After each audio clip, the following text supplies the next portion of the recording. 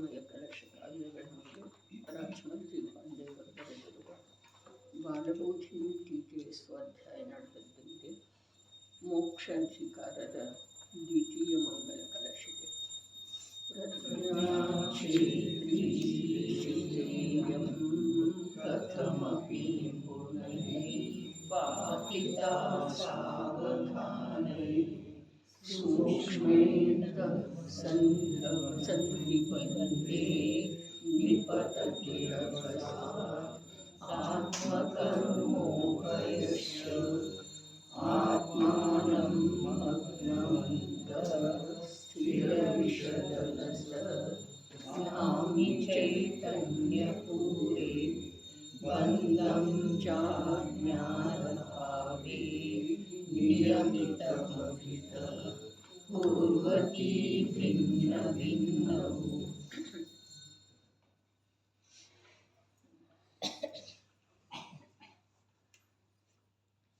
ವಿವರಣೆಯು ಈ ಪ್ರಕಾರವಿದೆ.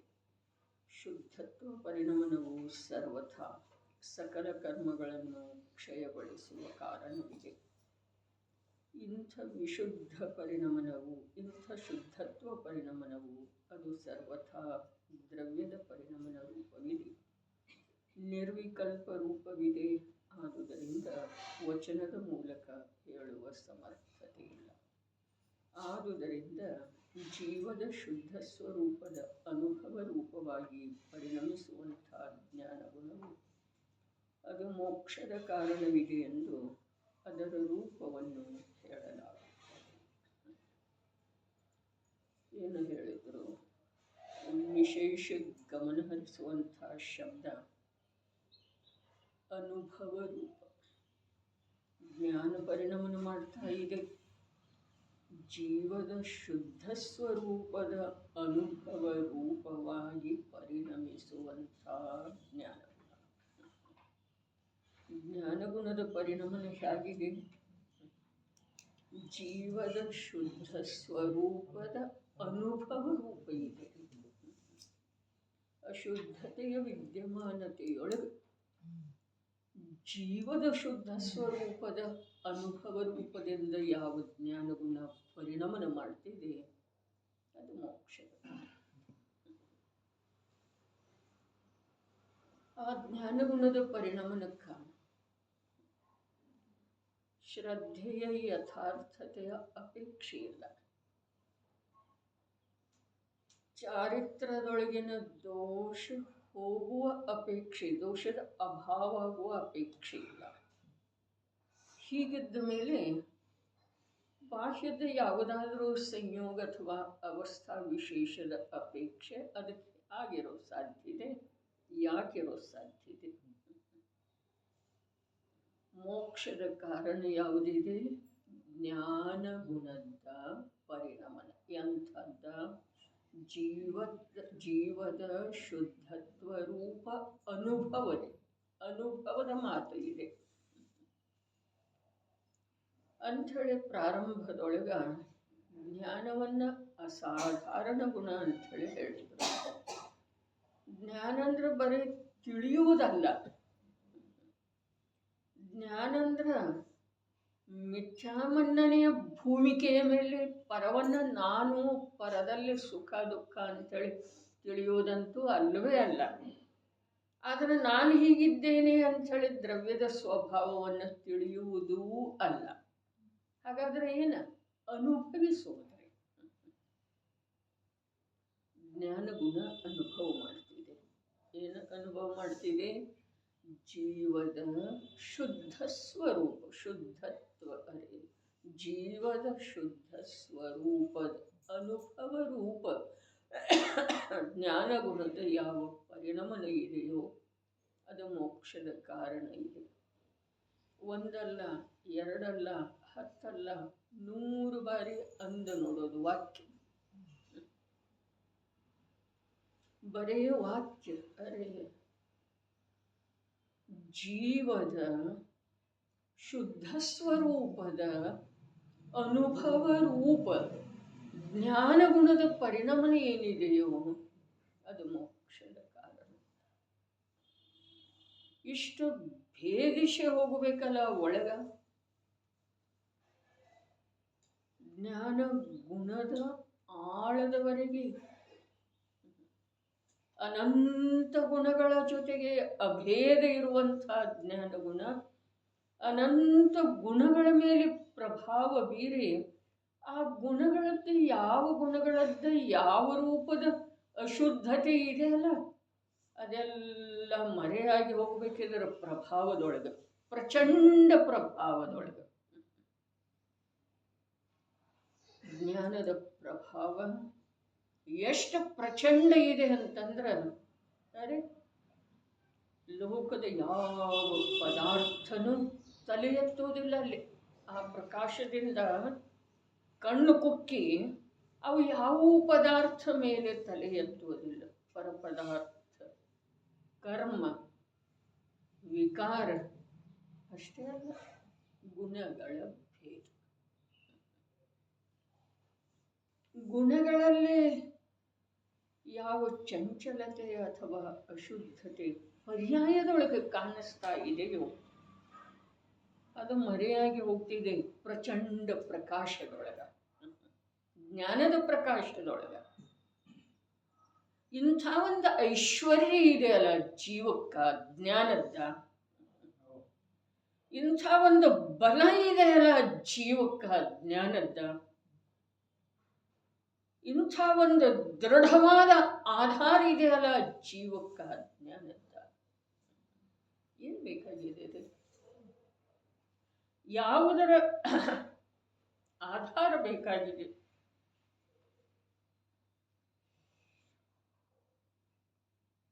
ದೇಹದ,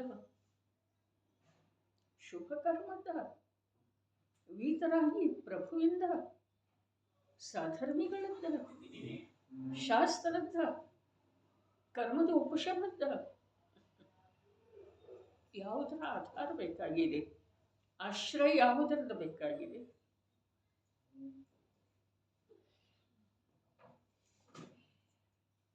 ಜೀವದ ಆಸ್ತಿ ಜ್ಞಾನ ಎಂಥದ್ದಿದೆ ಅದ, ಎಂಥದ್ದಿದೆ,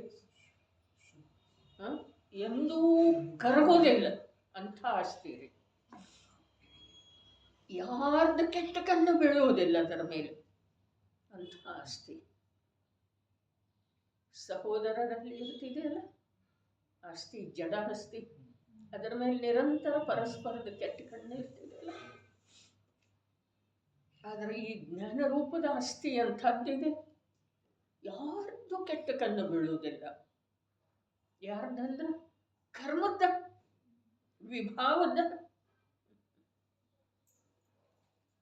ಇಂಥ ಅದ್ಭುತ ಆಸ್ತಿ ಜ್ಞಾನದ್ದು ಇದೆ ಜೀವನ. ಬಲ ಎಂಥದ್ದಿದೆ, ಬಲ ಎಂಥದ್ದಿದೆ. ಯಾರೂ ಸ್ವಲ್ಪ ಕೂಡ ಬಾಗಿಸುವ ಮಾತಲ್ಲ, ಹತ್ತಿರನ ಬಂದಿಲ್ಲ. ಜ್ಞಾನಾವರಣ ಏನ್ ಮಾಡ್ತಿದ್ದೀರಿ? ಸತ್ತಾದೊಳಗಿರೋದ ಸ್ಥಿತಿ ಧಾರಣ ಮಾಡಿ ಇರುವಂಥದ್ದ ಜ್ಞಾನಾವರಣ ಕರ್ಮ. ಜ್ಞಾನ ಕಾರ್ಯ ಮಾಡುವುದೊಳಗೆ ಏನು ಕಾರ್ಯ? ಜೀವದ ಶುದ್ಧ ಸ್ವರೂಪದ ಅನುಭವ ರೂಪದಿಂದ ಪರಿಣಮಿಸ.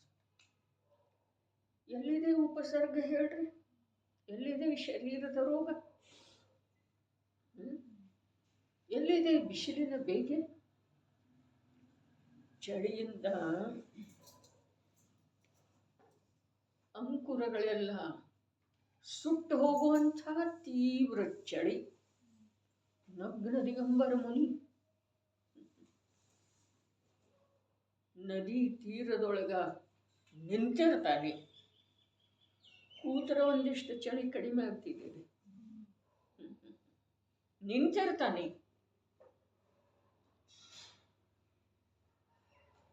ಕಪಿಗಳ ಮದ ಎಲ್ಲ ಕಡಿತಾಗಿ ಹೋಗಿರ್ತಿದೆ ಅಂಥ ಬಿಸಿಲ.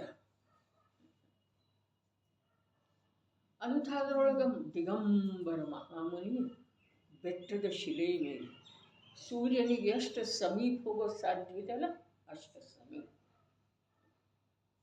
ಸೂರ್ಯನಿಂದ ದೂರಿದ್ದಷ್ಟು ಶಾಖ ಕಮ್ಮಿ ಇದೆ, ಕೆಳಗಿದ್ದಷ್ಟ, ಮೇಲೆ ಹೋದಷ್ಟು ಅಧಿಕನಲ್ಲ. ವಿಚಾರ ಮಾಡೋದು. ಅದು ಯಾವುದರ ಬಲದಿಂದ ದೇಹದೊಳಗೆ ದಾರ್ಢ್ಯತೆ ಇದೆ, ದಷ್ಟಪುಷ್ಟತೆ ಇದೆ,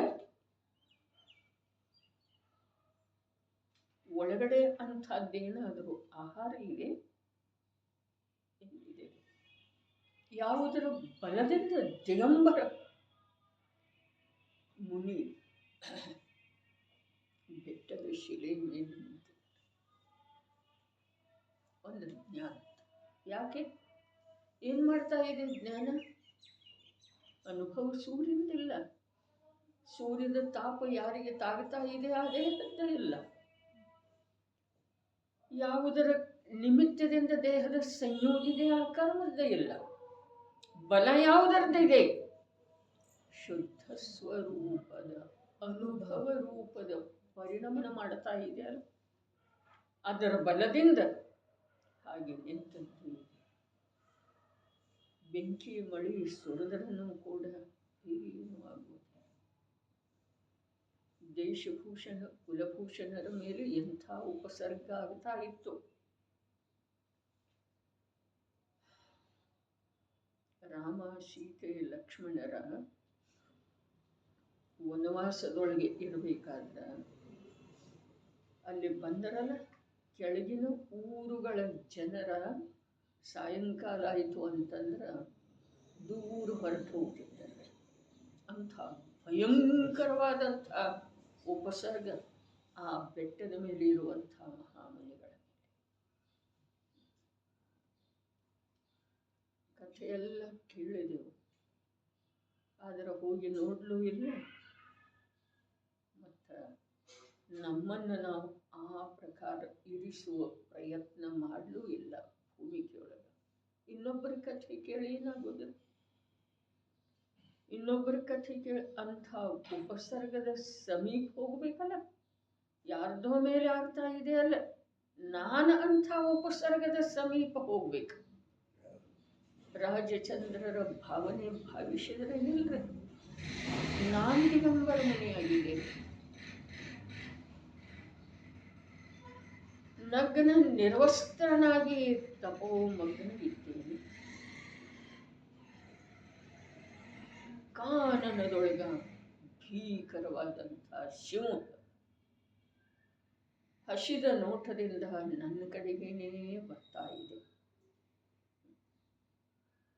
ಶಬ್ದದಿಂದ ಹೇಳಿದರೆ, ಆದರೆ ಆ ಭಾವವನ್ನು ನಮ್ಮ ಮೇಲೆ ಅಳವಡಿಸಿಕೊಂಡು ನಾವು ಯಾವಾಗ ನೋಡಿದೆವು? ಕಥೆ ಇನ್ನೊಬ್ಬರದನ್ನ ರುಚಿಸ್ತಿದ್ದೀರಿ ನಮಗ. ನಿರಂತರ ಜಿನಾಗಮದಲ್ಲಿ ಕೂಡ ಇನ್ನೊಬ್ಬರ ಕಥೆಯನ್ನ ಕೇಳಿ, ಜೀವದ್ರವ್ಯದ ಸ್ವರೂಪ ಕೇಳುವಳಿದೊಳಗೆ ಕೂಡ ನಾನು ಜೀವದ್ರವ್ಯದ ಸಮೀಪ ಹೋಗಿ ಕೇಳಲಿಲ್ಲ. ಜೀವದ್ರವ್ಯದ ಕಥೆ ಕೇಳಿದೆವು, ಆದರೆ ಅದು ಇನ್ನೊಬ್ಬರ ಕಥೆ. ನನ್ನ ಜೀವದ್ರವ್ಯ ಅಲ್ಲ. ನಾನಂದ್ರೆ ಯಾವುದರ ಅನುಭವ ಇದೆಯೋ ಅದರದ ಪತ್ತೆ ಹತ್ತೋದ ಅನಿವಾರ್ಯ ಇದೆ, ಕಠಿಣ ಇದೆ, ಆದರೆ ಅನಿವಾರ್ಯ ಇದೆ. ನಾನನ್ನುವ ಯಾವ ನಿರಂತರ ಆಂತರ್ಯದಿಂದ ಅನುಭವದ ತರಂಗಗಳು ಬರ್ತಾ ಇದ್ದಾವೆ, ಆ ನಾನು ಯಾರು? ಇದರದ ಪತ್ತೆ ಹಚ್ಚಬೇಕಲ್ಲ. ಆ ನಾನು ಯಾರು? ಬರೇ ನಾನಂದ್ರೆ ಆಯಿತು, ಆದ್ರೆ ಆ ನಾನು ಯಾರು? ಈ ಮನುಷ್ಯನು, ಈ ಸ್ತ್ರೀಯು, ಈ ವಯೋವೃದ್ಧನು, ಈ ರೋಗಿನು, ಈ ಶ್ರೀಮಂತ ಅಥವಾ ಈ ದರಿದ್ರನು, ಈ ಭಕ್ತ ಅಥವಾ ಈ ಸ್ವಾಧ್ಯಾಯಿನು ಯಾರ್ರಿ ಅಂಥೇಳಿನ ಮೈ ಕಾನ್ ಹೂ ಅನ್ನೋದ ಬಹಳ ದೊಡ್ಡ ಪ್ರಶ್ನೆ ಇದೆ. ಆ ಪ್ರಶ್ನೆಯನ್ನ ತಗೊಂಡ ನಾವು ಒಳಗೆ ನಿಜವಾಗಿ ನಾನು ಯಾರು? ನಾನು ನಾನು ನಾನು ನಾನು ನಾನು ಅನ್ನುವ ಯಾವ ಭಾವದ ಅನುಭವದ ಜ್ಞಾನದ ತರಂಗಗಳು ಬರ್ತಾ ಇದ್ದಾವೆ, ಆ ನಾನು ಯಾರು? ಆ ನಾನು ಯಾರು? ಎಂಥವಿದ್ದೇನೆ, ಎಲ್ಲಿದ್ದೇನೆ, ಏನು ಮಾಡ್ತಾ ಇದ್ದೇನೆ, ಏನು ಮಾಡ್ತಾ ಇದ್ದೇನೆ. ಹೊರಗಡೆ ಎಲ್ಲ ಕಾರ್ಯ ಮಾಡ್ತಾ ಇರುವಂಥವು ನಾನೇನ, ಎಲ್ಲ ಕಾರ್ಯಗಳು ನನ್ನಿಂದ ಆಗ್ತಾ ಇದ್ದಾವೇನ, ನಾನು ಅವುಗಳಲ್ಲಿ ಏನು ಮಾಡ್ತಾ ಇದ್ದೇನೆ, ನಾನಂದ್ರೆ ಯಾರು, ಆ ನಾನು ನಿರಂತರ ನಾನು ನಾನು ನಾನು ನಾನು ಅನ್ನುವ ಅನುಭವದ ಜ್ಞಾನದ ಅಲೆಗಳು ಬರ್ತಾ ಇದ್ದಾವಲ್ಲ, ಆ ನಾನು ಯಾರು. ಮೋಕ್ಷಕ್ಕೆ ಹೋಗೋದಂತಂದ್ರ ಸುಲಭ ಕಾರ್ಯ ಇಲ್ರಿ.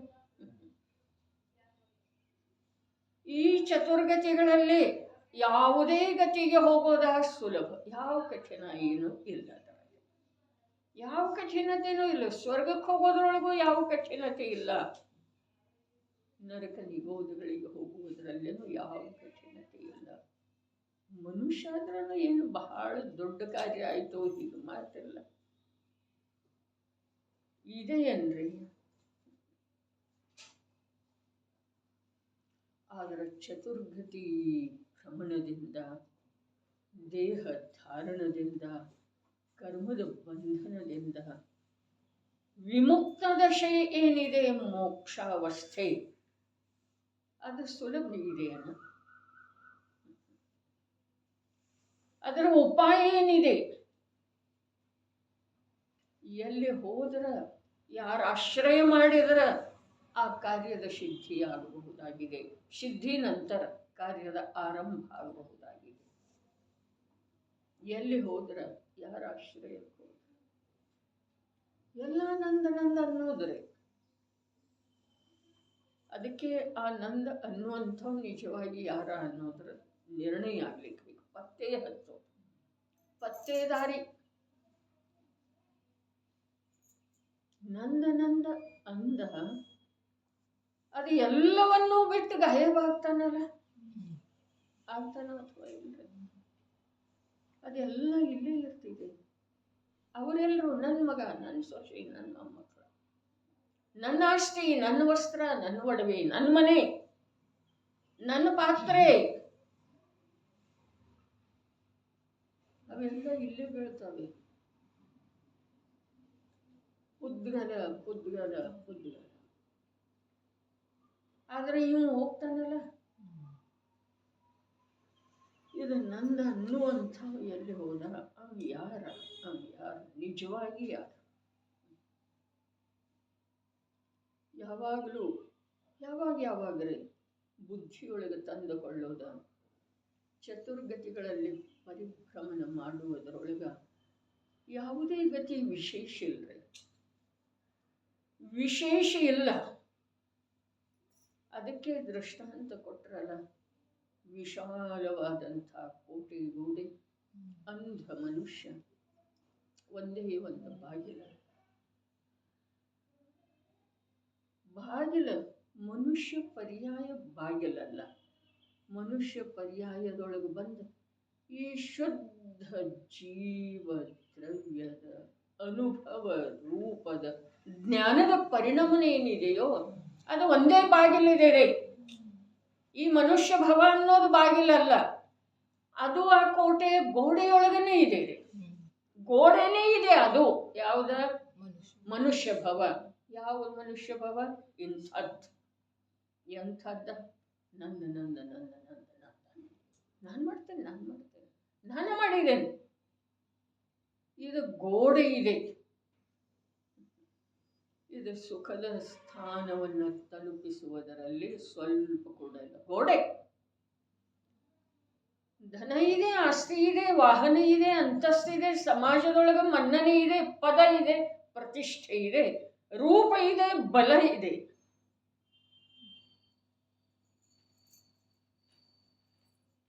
ಆದ್ರ ಅದೇನಿದೆ ರೀ, ಏನಿದೆ? ಭದ್ರವಾದಂಥ ಕೋಟೆಯ ಗೋಡೆನೇ ಇದೆ. ಬಿಡ್ಕೊಂತ ಹೋಗೋದು. ಅಂಧ ಅಂಧ ಅಂಧ ಜನ್ಮಾಂಧ ಇದ್ದಾನೆ ಈ ಜೀವ. ಜನ್ಮಾಂಧ ಅಂದ್ರೆ ಏನು? ಜನ್ಮಾಂಧ ಅಂದ್ರೆ ಏನು? ಅನಾದಿಯಿಂದ ಅಂಧ. ಜ್ಞಾನ ಜನ್ಮ ಎಂದಿನಿಂದ ಹುಟ್ಟಿದಾನಲ್ಲ,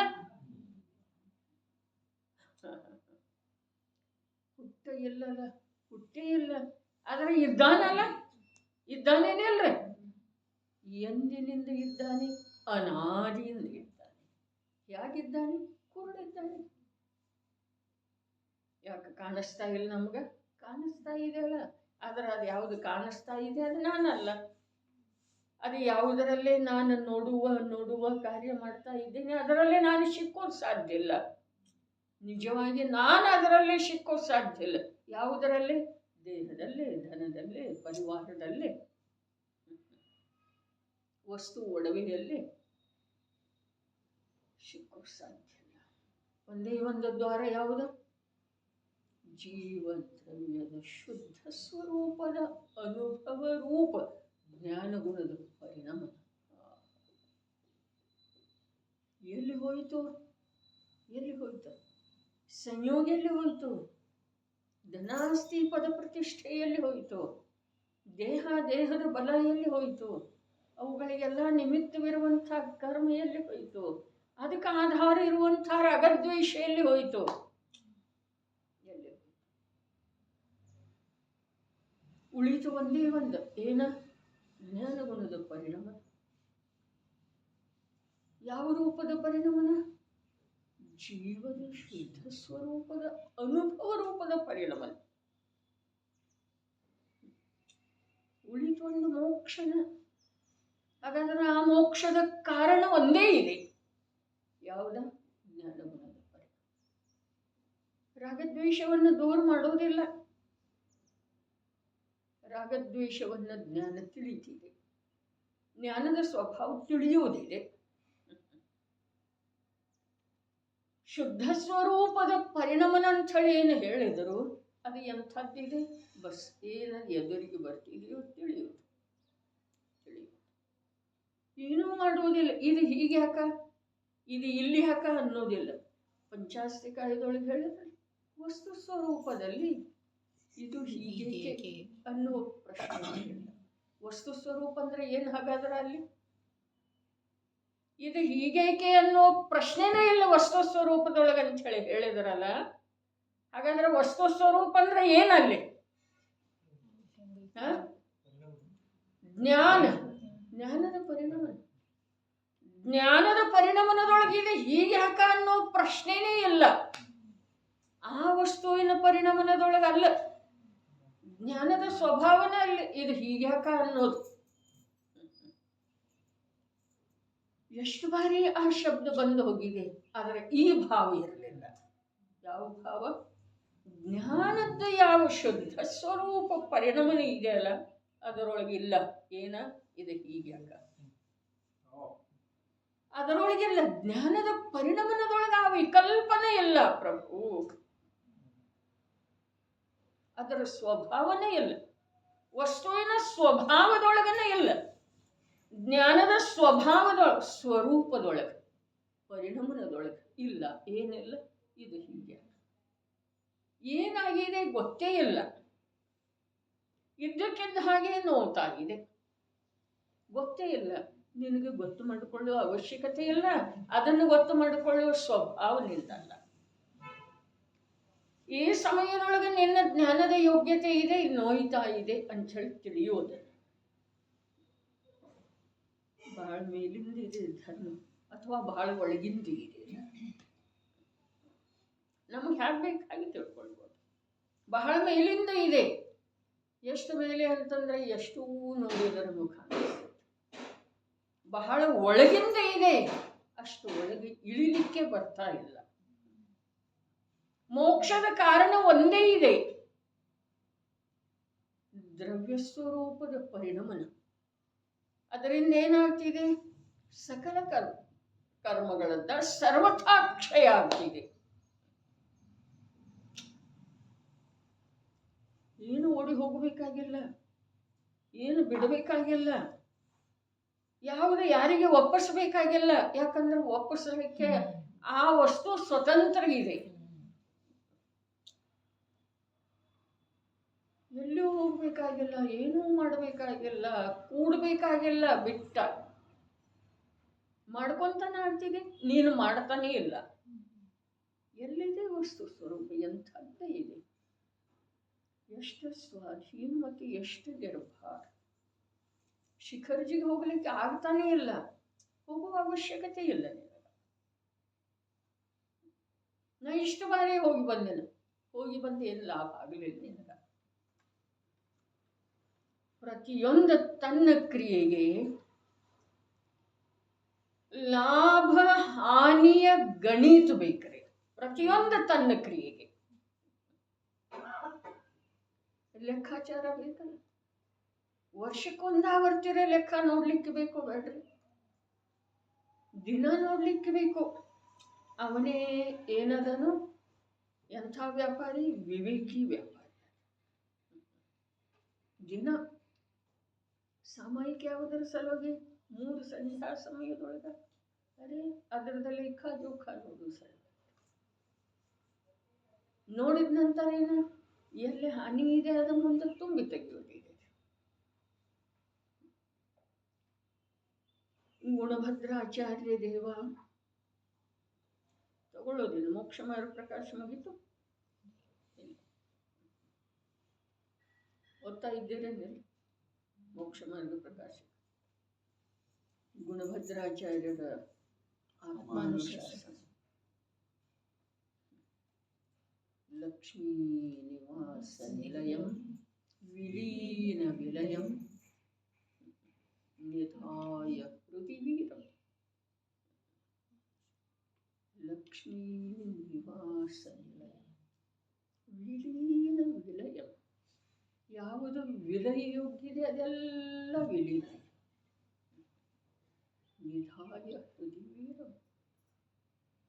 ಅಂಥ ವೀರನನ್ನ ಹೃದಯದ ಆತ್ಮಾನುಶಾಸನಂ ಅಹಂ ವಕ್ಷೆ. ಅಂಥ ವೀರನನ್ನ ಹೃದಯದೊಳಗ ಧಾರಣ ಮಾಡಿ ಆತ್ಮಾನುಶಾಸನ. ಅವರು ಹೇಳಿದರು ವ್ಯಾಪಾರಿಯ ಮಾತು. ಗುಣಭದ್ರಾಚಾರ್ಯ ಚಾಪೆ ಹಿಡಿಯೋನು ಮಾತು ಹೇಳ್ತಾರೆ ಪೂಜ್ಯಪಾದಾಚಾರ್ಯ. ವ್ಯಾಪಾರಿಯ ಮಾತು ಹೇಳಿದರು ಗುಣಭದ್ರಾಚಾರ್ಯ. ಏನು? ಯಾವನಿಗೆ ಋಣ ಇದೆಯೋ ಅವನು ನಿರಂತರ ಧನ ಸಂಪಾದನೆಯ ಉದ್ಯಮ ಮಾಡಬೇಕು.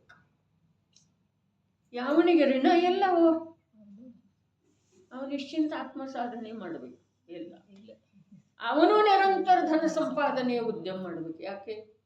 ಋಣ ಇದ್ದವ ಮಾಡಿದ ಅಂತಂದ್ರ ಋಣ ಮುಕ್ತ ಆಗ್ತಾನೋ, ಋಣ ಇಲ್ಲದವ ಮಾಡಿದ ಅಂತಂದ್ರ ಋಣಗ್ರಸ್ತ ಆಗುವುದಿಲ್ಲ. ಎಂಥ ನ್ಯಾಯ ಇದೆ! ಅದೇ ಪ್ರಕಾರ ಸಂಸಾರದಲ್ಲಿ ಯಾವ ಸುಖಿ ಅದನೋ ಅವನು ಧರ್ಮ ಮಾಡೋದು,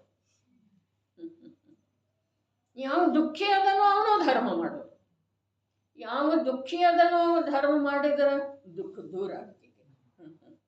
ಯಾವ ಸುಖಿ ಅದನೋ ಧರ್ಮ ಮಾಡಿದರೆ ಅವನ ಸುಖ ಹಾಗೆ ಉಳಿದಿದೆ, ವೃದ್ಧಿಂಗತ ಆಗ್ತಿದೆ, ನಿಜವಾದ ಸುಖ ಪ್ರಾಪ್ತ ಆಗ್ತಿದೆ.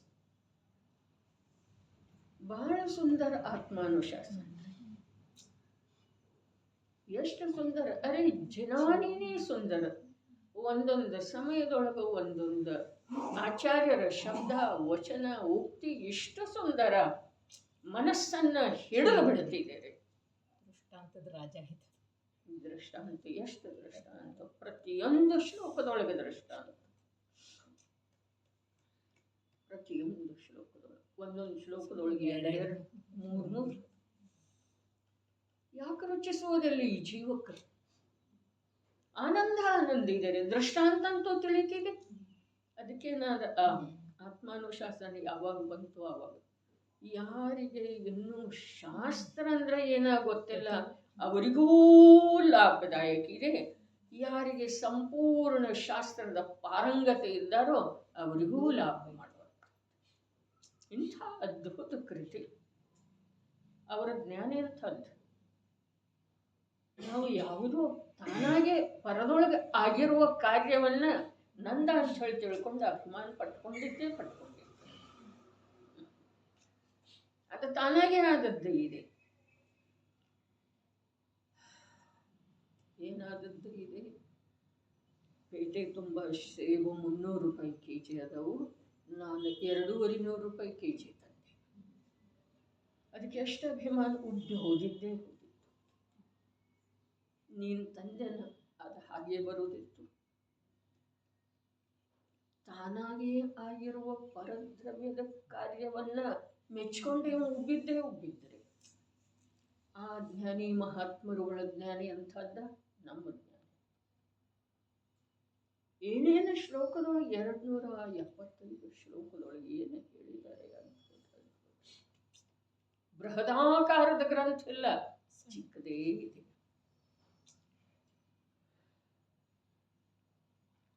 ಇಲ್ಲೇನು ಹೇಳ್ತಾ ಇದ್ದಾರೆ, ಒಂದು ಜ್ಞಾನದನ ಪರಿಣಮನ ಬೇಕು. ಯಾವುದರ ಸಲುವಾಗಿ?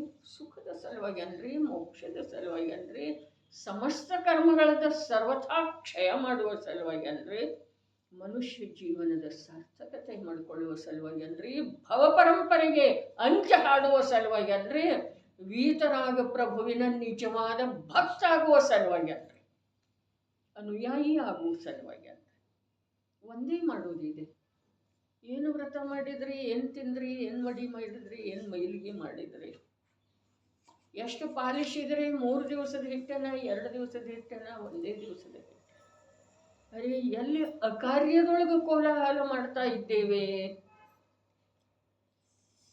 ಪರಿಗ್ರಹ ಪ್ರಮಾಣ ಎಷ್ಟು ಪ್ರಮಾಣ, ಎಷ್ಟು ಅದರ ಕಡೆ ವಿಕಲ್ಪರೆ.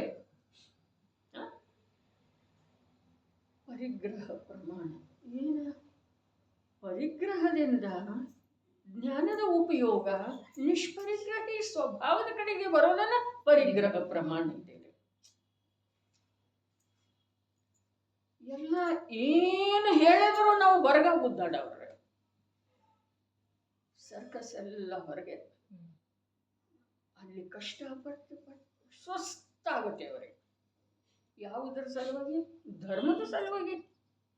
ಧರ್ಮದ ಕರ್ಮ ನಿರ್ಜರೇ ಸಲುವಾಗಿ. ತಪಸ್ಸಾ ನಿರ್ಜರಾಚ ಅಂತ ಹೇಳಿದ್ರಲ್ಲ, ತಪಸ್ಸಿನಿಂದಲೇ ನಿರ್ಜರೆ. ಏನ್ ಮಾಡೋದು ತಪಸ್ಸ? ದೇಹದೊಳಗ ದಾಹ ಆದ್ರೂ ನೀರು ಕುಡಿಯೋದಿಲ್ಲ. ಯಾಕೆಂತಂದ್ರೆ ಊಟ ಸಮಯಕ್ಕೆ ನೀರು ಕುಡಿಯೋದು ಅಂತ ಹೇಳಿ ನಿರ್ಣಯ ಮಾಡಿದ್ದೇನಲ್ಲ, ತಪಸ್ಸದ. ನಮ್ಮ ಬುದ್ಧಿ ಎಲ್ಲಿ ಹೋಗಿದ್ದೇವೆ? ಏನ್ ಮಾಡ್ತಾ ಇದೆ? ಇಲ್ಲಿ ಸಂಸಾರದ ಕಾರ್ಯದೊಳಗೆಲ್ಲ ಕೆಲಸ ಮಾಡ್ತಿದೆ. ಧರ್ಮದ ಮಾತುಗಳನ್ನ ಹೇಗಿದಾವೆಯೋ ಹೇಗಿದಾವೆಯೋ ಅದರ ಭಾವವನ್ನ, ಅದರ ಮರ್ಮವನ್ನ ತಿಳ್ಕೊಳ್ಳುವ ಉದ್ಯಮನ ಮಾಡಲಿಲ್ಲ. ಸರ್ವಕರ್ಮಗಳ, ಸಕಲ ಕರ್ಮಗಳ ಸರ್ವತಾ ಕ್ಷಯ ಯಾವುದರಿಂದ ಆಗ್ತಿದೆ? ಒಂದು ಜ್ಞಾನ ಗುಣದ ಶುದ್ಧ ಸ್ವರೂಪದ ಅನುಭವ ರೂಪದ ಪರಿಣಮನತೆ. ಹಿಂದೆ ಹೇಳಿರ್ತಲ್ಲ, ನಮಗೂ ವಸ್ತು ಸ್ವರೂಪದ ಜಿನಾಗಮದ ವಾಕ್ಯಗಳದ್ದು ಜ್ಞಾನ ಇದೆ, ಅದರ ಜ್ಞಾನದ ಪರಿಣಮನ ಇಲ್ಲ. ಪರಿಣಮನ ಯಾವುದಕ್ಕಂತಾರ? ಅರೆ ಪರಿಣಮನ ಎದಕ್ಕಂತಾರು? ಜ್ಞಾನದ ಪರಿಣಮನ ಎದಕ್ಕಂತಾರು? ವಸ್ತುವನ್ನ ತಿಳಿಯೋದಕ್ಕಲ್ಲ, ನಿಜ ವಸ್ತುವನ್ನ, ಶುದ್ಧ ಸ್ವರೂಪದ ಯಾವ ವಸ್ತು ಆಂತರ್ಯದೊಳಗೆ ಚಿದಾನಂದ ಪ್ರಭು ಜ್ಞಾಯಕ ಆತ್ಮ ಒಳಗಡೆ ವಿರಾಜಮಾನ ಇದ್ದಾನೋ, ವಿದ್ಯಮಾನ ಇದ್ದಾನೋ. ಸ್ವಾಮೀಜಿ ಶಬ್ದದೊಳಗೆ ಹೇಳಿದ್ರೆ ಬಿದ್ದುಕೊಂಡಿದ್ದಾನೋ. ಬಿದ್ದುಕೊಂಡಿದ್ದಾನೆ. ಯಾಕೆ ಬಿದ್ದುಕೊಂಡಿದ್ದಾನೆ? ಅವೇನು ಮಾಡುವುದೇ ಇಲ್ಲ. ಮಾಡಬೇಕಾದದ್ದೆಲ್ಲ ಪರ್ಯಾಯ, ಜ್ಞಾನದ ಪರ್ಯಾಯ. ಏನ? ಅವನ ಅನುಭವ ಮಾಡೋದ. ಪ್ರಾಸುಕ ಆಹಾರ ಇದೆ ಅಡುಗೆ ಮನೆಯೊಳಗ, ಮುಚ್ಚಿಟ್ಟದ್ದಿದೆ. ತಿನ್ನುವವನ್ನ ತಿನ್ನದಿದ್ರೆ ಏನ್ ಮಾಡೋದಿದೆ? ಪ್ರಾಸುಕ ಇದೆ, ರುಚಿಕರ ಇದೆ, ಸತ್ವಯುಕ್ತ ಇದೆ ರೀ. ತಿನ್ನುವ ತಿಂದಿದ್ರೆ ಏನು ಮಾಡೋದು? ಊಟ ಮಾಡುವ ಮಾಡದಿದ್ರೆ ಏನು ಮಾಡೋದು? ಒಳಗಡೆ ಇದೆ, ಮುಚ್ಚಿ ಇಟ್ಟದ್ದಿದೆ. ಮುಚ್ಚಿ ಯಾಕ? ಇವನಿಗೆ ಕಾಣಬಾರ್ದಂತ ಹೇಳಿ ಅಲ್ಲ, ಅದರೊಳಗೆ ಯಾವುದಾದ್ರೂ ಮಿಶ್ರಣ ಆಗಬಾರ್ದು, ಅಶುದ್ಧತೆ ಬೆರೆಯಬಾರದು ಅಂತ ಹೇಳಿ ಮುಚ್ಚಿ. ಕಠಿಣ ಕಾರ್ಯ ಇಲ್ಲ, ಸುಲಭ ಇದೆ. ಆದರೆ ಅದು ಅನಾದಿ ಕಾಲದಿಂದ ಯಾವುದು ಅಕಾರ್ಯ ರುಚಿಸ್ತಾ ಇದೆ ಅಲ್ಲ, ಅದನ್ನು ಬಿಡೋದು ಕಠಿಣ ಆಗಿದೆ. ಅಕಾರ್ಯ ಭಾರ ರೂಪದ ಕಾರ್ಯ, ಜೀವದ ಸ್ವರೂಪಕ್ಕೆ ಕುಂದ ತರುವಂಥ, ಕಲಂಕ ತಗಲಿಸುವಂಥ ಕಾರ್ಯ, ಅದು ರುಚಿಸ್ತಾ ಇದೆ. ಎಂದೇನು ಶಿಕ್ಷೆ ಇಲ್ಲ ಅನ್ನುವಷ್ಟು ರುಚಿಸ್ತಾ ಇದೆ. ಆದರೆ ನೀನು ಅನಂತ ಬಾರಿ ಮಿಥ್ಯಾತ್ವ ದಶೆಯೊಳಗೆ ಎಷ್ಟು ಉತ್ಕೃಷ್ಟ ಪುಣ್ಯ ಮಾಡೋದು ಸಾಧ್ಯ ಇದೆಯೋ ಅದನ್ನು ಮಾಡಿದಿ ಮತ್ತು ಅದರ ಫಲವನ್ನು ಭೋಗಿಸಿದೆ. ಈಗೇನಿದೆ, ಏನಿದೆ, ಎಷ್ಟಿದೆ ಪುಣ್ಯ ನಮ್ದ ತಮ್ದ? ಅಭಿಮಾನ ಪಡುವಷ್ಟಿದೆ, ಮೈ ಮರೆಯುವಷ್ಟಿದೆ, ಏನೂ ಇಲ್ಲ, ಬಹಳ ಅಲ್ಪ ಇದೆ. ಆದ್ರೆ ಅದರೊಳಗನ ನಮ್ಗೆ ನೆಲನ ಕಾಣೋದಿಲ್ರಿ. ನಡೆಯೋದೆಲ್ಲಿದೆ? ನೆಲದ ಮೇಲೆ. ನೆಲ ಕಾಣುವುದಿಲ್ಲ, ಅರ್ಥಾತ್ ನಮಗೆ ನಮ್ಮ ಸ್ವರೂಪ ಕಾಣಿಸ್ತಾ ಇಲ್ಲ. ಯಾವುದರಿಂದ ನಮ್ಮ ಜೀವನ ಇದೆ, ಯಾವುದರಿಂದ ನಮ್ಮದು ಪರಿಣಮನ ಇದೆ, ಯಾವುದರಿಂದ ನಮ್ಮ ಇರುವಿಕೆ ಇದೆ, ಆ ವಸ್ತು ನಮಗೆ ನಿಜ ವಸ್ತು ಕಾಣ್ತಾ ಇದೆ. ಏನು ಹೇಳಿದರು? ಸುಂದರ ಇದೆ, ಎಷ್ಟು ಸುಂದರ ಇದೆ ನಡೆಯಲು.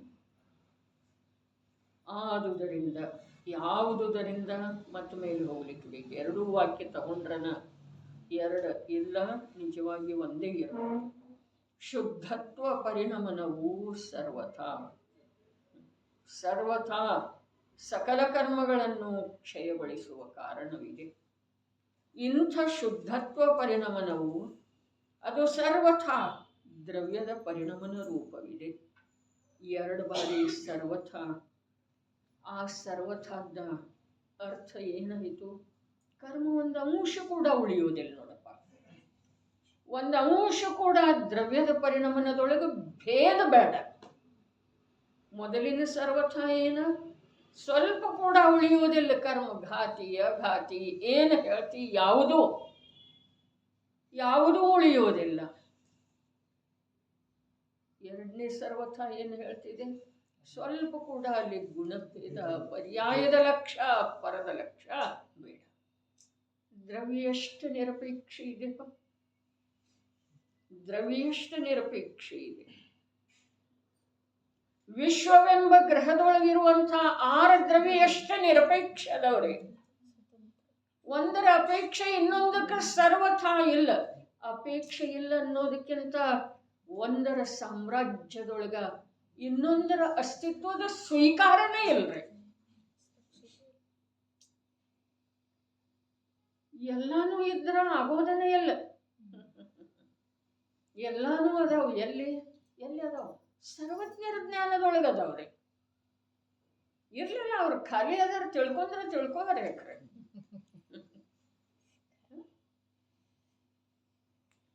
ನನ್ನ ಜ್ಞಾನದೊಳಗ ನನ್ನನ್ನು ಹೊರತುಪಡಿಸಿ ಇನ್ನೊಂದೇನಾದರೂ ಬಂತು ಅಂತಂದ್ರ ಅದು ಪರಿಣಮನ, ಶುದ್ಧತ್ವದ ಪರಿಣಮನ ಅಲ್ಲ. ಇನ್ನು ಬರೀ ಪರಿಣಮನ ಅಲ್ಲ, ಅದರದ ಅನುಭವ ಹೇಳ್ತಾ ಇದ್ದಾರೆ. ಜ್ಞಾನಗುಣದ ಅನುಭವ, ಜ್ಞಾನಗುಣದೊಳಗ ಅದರ ಅನುಭವ ರೂಪದ ಪರಿಣಮನ, ಬರೇ ಅನುಭವ ಅಲ್ಲ, ಅನುಭವ ರೂಪದ ಪರಿಣಮನ ಹೇಳ್ತಾ ಇದ್ದಾರೆ. ಎಷ್ಟಿದೆ ವಿಷಯ, ಎಷ್ಟಿದೆ. ಮೊದಲಿನ ಸರ್ವಥಾ ಶಬ್ದ ಹೇಳಿತು ಸಂಪೂರ್ಣ ಕರ್ಮಗಳದ. ಕರ್ಮ ಅನ್ನೋದು ನಾಮ ನಿಶಾನ ಉಳಿಯೋದಿಲ್ಲ, ಒಂದು ಶುದ್ಧ ಪರಿಣಮನದು. ಎರಡನೇದೇನು ಹೇಳಿದ್ರು?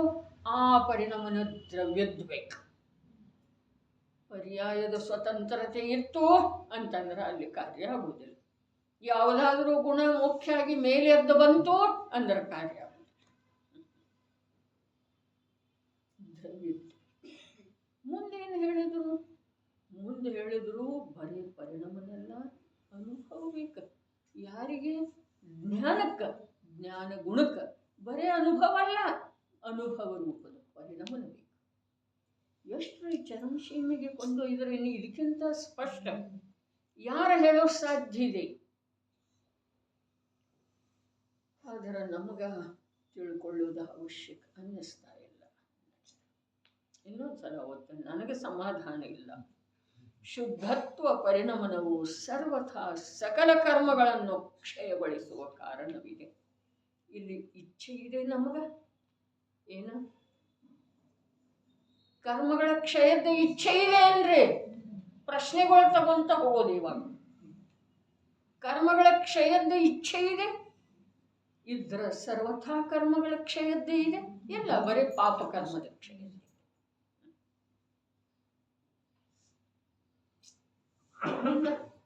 ಇಂಥ ಶುದ್ಧತ್ವ ಪರಿಣಮನವು ಅದು ಸರ್ವಥಾ ದ್ರವ್ಯದ ಪರಿಣಮನ ರೂಪವಿದೆ ದ್ರವ್ಯ ಎಷ್ಟದವ್ರಿ ದ್ರವ್ಯ ಎಷ್ಟದವು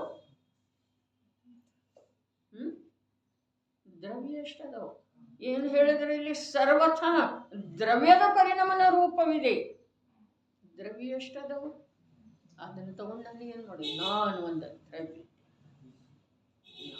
ಹೀಗಾಗಿ ಅಹಂ ಎಕ್ಕೋ ಹೇಳಿದ್ರಲ್ಲ ನಾನು ಒಂದು ವಿಶ್ವದೊಳಗೆ ನಾನು ಒಬ್ಬನೇ ದ್ರವ್ಯದ ಪರಿಣಮನ ರೂಪವಿದೆ ಸರ್ವಥಾ ದ್ರವ್ಯದ ಪರಿಣಮನ ರೂಪವಿದೆ ಇನ್ನೊಂದು ದ್ರವ್ಯತ್ವ ಅದು ನನ್ನ ಜ್ಞಾನಕ್ಕೆ ಜ್ಞೇಯ ಆದ್ರೂ ಕೂಡ ಅಲ್ಲಿ ನನ್ನ ಕಾರ್ಯ ಆಗುವುದಿಲ್ಲ ಇನ್ನೊಂದು ದ್ರವ್ಯದೊಳಗೆ ಕರ್ತೃತ್ವ ಸ್ವಾಮಿತ್ವ ಅಂತೂ ಮಾತೇ ಇಲ್ಲ ಆದರೆ ಇನ್ನೊಂದು ದ್ರವ್ಯದ ಜ್ಞಾನ ಮಾಡ್ಕೊಳ್ತಾ ಇದ್ದೇನೆ ಅದು ನನ್ನ ಜ್ಞಾನದ ಜ್ಞೇಯ ಆಗ್ತಾ ಇದೆ ನಡೆಯುವುದಿಲ್ಲ ಸರ್ವಥಾ ಏನ್ ಬೇಕು ದ್ರವ್ಯದ ಪರಿಣಮನ ಇನ್ನೊಂದು ದ್ರವ್ಯ ನಿನ್ನ ಜ್ಞಾನದೊಳಗೆ ಬರ್ತಕ್ಕದ್ದಲ್ಲ ಇನ್ನೊಂದು ದ್ರವ್ಯದ ಸತ್ತ ನಿನ್ನ ಜಗತ್ತಿನೊಳಗೆ ಇಲ್ಲ ನಿನ್ನ ವಿಶ್ವದೊಳಗೆ ಇಲ್ಲ ನಿನ್ನ ಲೋಕದೊಳಗಿಲ್ಲ ನಿನ್ನಲ್ಲೇ ಇಲ್ಲ ಬಹಳ ಅದ್ಭುತ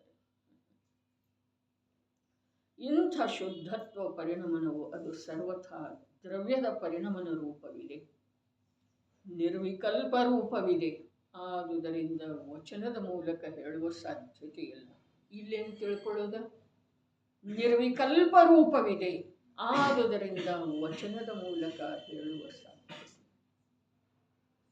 ಇಲ್ಲೇನಿದೆ ಇಷ್ಟರೊಳಗೆ ಏನು ತಿಳ್ಕೊಳ್ಳೋದ್ರಿ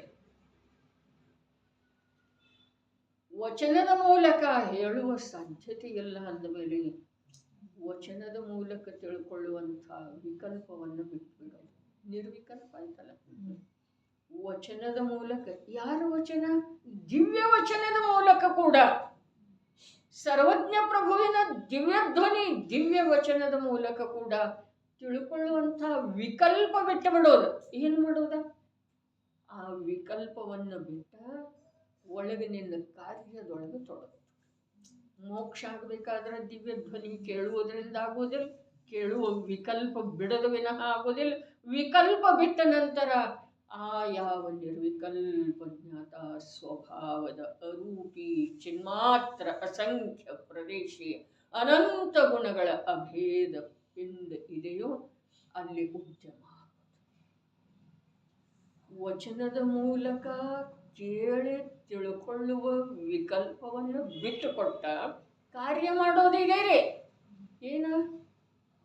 ಏನು ಮಾಡೋದಿದೆ ಯಾವನಲ್ಲಿ ವಿಕಲ್ಪ ಪ್ರವೇಶನ ಮಾಡಲಿಲ್ಲವೋ ವಿಕಲ್ಪದ ಮೂಲಕ ಯಾವನ ಪರಿಚಯ ಆಗುವುದಿಲ್ಲವೋ ಅವನನ್ನ ಜ್ಞಾನದ ಮೂಲಕ ತಿಳಿದುಕೊಳ್ಳುವ ಉದ್ಯಮ ಮಾಡೋದು ವಚನದ ಮೂಲಕ ತಿಳಿಯುವುದಿಲ್ಲ ಅಂತ ಬಿಟ್ಟುಬಿಡ ಅಂದ್ರೆ ಆಮೇಲೆ ಜಯ ಜಯ ಅನ್ನೋದ್ರೆ ಬೆಟ್ಟ ಹತ್ತೋದ ಏನು ಮಾಡೋದು ಇದನ್ನು ಬಿಟ್ಟು ಬೇರೆ ಏನು ಮಾಡುವ ಮಾತಿಲ್ಲ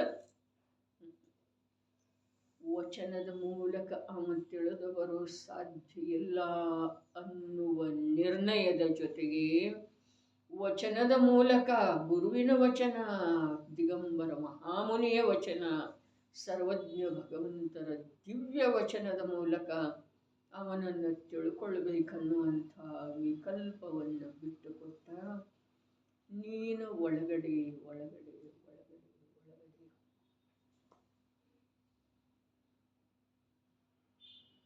ವಿಕಲ್ಪ ಮತ್ತು ವಚನದ ಮೂಲಕ ತಿಳಿಯುವುದಿಲ್ಲ ಅಂಥೇಳಿ ಹೇಳಿದ ನಂತರ ಇದಕ್ಕಿಂತ ಸೂಕ್ಷ್ಮ ಯಾವುದಿರುತ್ತೆ ಇದೇ ಸಮರ್ಪಣ ಅಂತ ಹೇಳಿದ್ದಾರೆ ಸಮರ್ಪಣನಿಗೆ ಅದು ವಚನಾತೀತ ಇದೆ ವಚನಾತೀತ ಇದೆ ಹೌದ್ರಿ ವಚನದಿಂದ ಹೇಳಕ್ ಸಾಧ್ಯ ಇಲ್ಲ ಸಾಧ್ಯ ಇಲ್ಲ समर्पण ಎಲ್ಲಿದೆ? समर्थ है ना?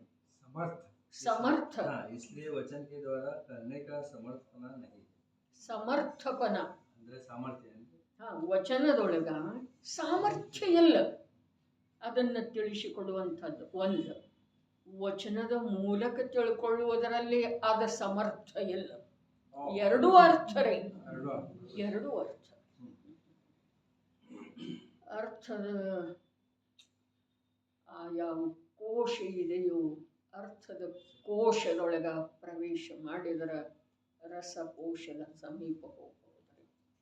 ಶಬ್ದಕೋಶ, ಅರ್ಥಕೋಶ, ರಸಕೋಶ ಅಂತ ಹೇಳಿ.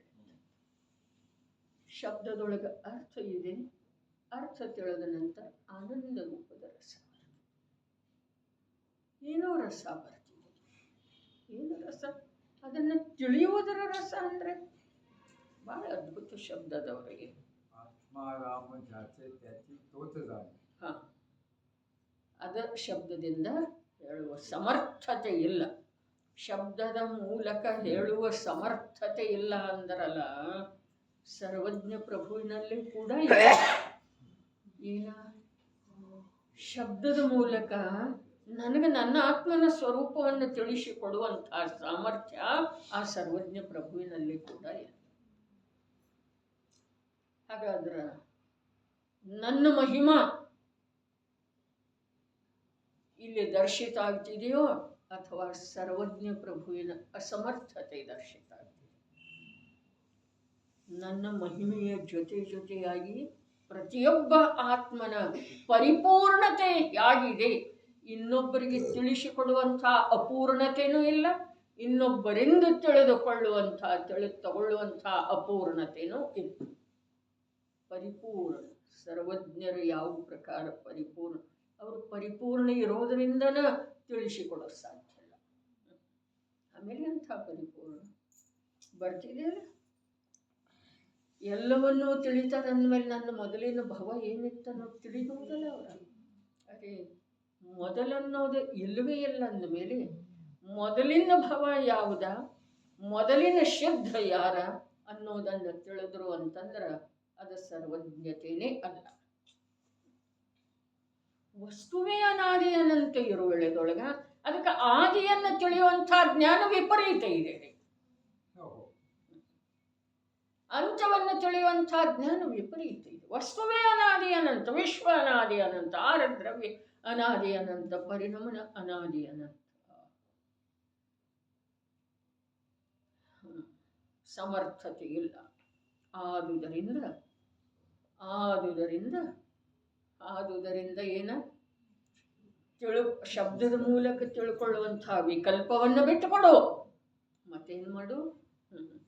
ಜೀವದ ಶುದ್ಧ ಸ್ವರೂಪದ ಅನುಭವ ರೂಪವಾಗಿ ಪರಿಣಮಿಸುವಂಥ ಉದ್ಯಮವನ್ನು ಜ್ಞಾನದಲ್ಲಿ ಮಾಡು. ಏನು ಹೇಳ್ತೀರಿ? ವಾಕ್ಯ ಬದಲಾವಣೆ ಮಾಡಿತಲ್ಲ? ಅರೆ ಹೌದು, ನಮಗೆ ಬೇಕು. ಆದುದರಿಂದ ಜೀವದ ಶುದ್ಧ ಸ್ವರೂಪದ ಯಾವ ಜೀವದ ಯಾವ ಅನ್ಲಿಕ್ಕೆಯಿಂದ ನಾನೊಬ್ಬನೇ ಜೀವದ? ಯಾವ ಅನ್ಲಿಕ್ಕೆ ಎಷ್ಟು ಜೀವ ಅದಾರ್ರಿ? ಜೀವರುಗಳು ಎಷ್ಟದರು? ನಾನು ಒಬ್ಬನೇ. ಆದುದರಿಂದ ಜೀವದ ಶುದ್ಧ ಸ್ವರೂಪದ ಅನುಭವ ರೂಪವಾಗಿ ಪರಿಣಮಿಸುವಂಥ ಉದ್ಯಮವನ್ನು ಜ್ಞಾನದ ಮೂಲಕ ಮಾಡು. ಜ್ಞಾನ ಗುಣದ ಮೂಲಕ. ಜ್ಞಾನ ಗುಣ ಅಂತ ಬೇರೆ ಹೇಳಿದಾರಲ್ಲ. ಗುಣ ಶಬ್ದದ ಪ್ರತಿಸ್ಪರ್ಧಿ ಯಾವುದ? ಗುಣ ಶಬ್ದದ ವಿರೋಧಿ ಯಾವುದರಿ?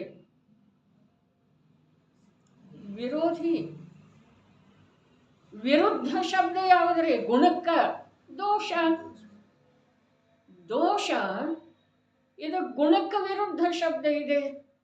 ಹಾಗಾದ್ರೆ ಜ್ಞಾನ ಗುಣದ ಮೂಲಕ ನೀವು ಉದ್ಯಮ ಮಾಡು ಅಂತ ಹೇಳಿದ್ರೆ ಜ್ಞಾನದೊಳಗಿನ ದೋಷವನ್ನು ಬಿಟ್ಟುಕೊಟ್ಟು ಉದ್ಯಮ ಮಾಡು. ಜ್ಞಾನದೊಳಗೆ ಏನು ದೋಷ ಇದೆ? ಅದನಂದ ಇದನಂದ ಅನ್ನೋದು ದೋಷ ಇದೆ. ಅದು ಹೀಗ ಅದು ಹಾಗ ಅನ್ನೋದು ದೋಷ ಇದೆ. ಇದು ಹೀಗಿರಬೇಕು ಅದು ಹಾಗಿರಬಾರ್ದು ಅನ್ನೋದು ದೋಷ ಇದೆ. ಅದಕ್ಕೆ ಯಾವುದು ಹೇಗಿದೆ ಹಾಗೆ ಇರಲಿ ಬಿಡು, ನೀನೇನು ಕಾರ್ಯ ಮಾಡಿ. ಏನು ಕಾರ್ಯ ಮಾಡೋದ? ಜ್ಞಾನದ ಕಾರ್ಯ ಏನಿದೆ? ತಿಳಿಯೋದ. ಏನನ್ನ ತಿಳಿಯೋದ? ಯಾವ ಸಮಯದ ಯೋಗ್ಯತೆ ಜ್ಞಾನದ ಯಾವ ಪದಾರ್ಥವನ್ನು ತಿಳಿಯುವುದಿದೆಯೋ ಆ ಪದಾರ್ಥವನ್ನು ಬಸ್ ಯೋಗ್ಯತಾನುಸಾರ ತಿಳಿ. ಜ್ಞಾನದ ಯೋಗ್ಯತಾ ಹೀಗಿದೆಯಲ್ಲ, ಯಾವ ಸಮಯದೊಳಗೆ ಯಾವ ಪದಾರ್ಥವನ್ನು ತಿಳಿಯೋದು. ಇದು ಜ್ಞಾನದ ಆ ಸಮಯದ ಯೋಗ್ಯತಾ ಇದೆ.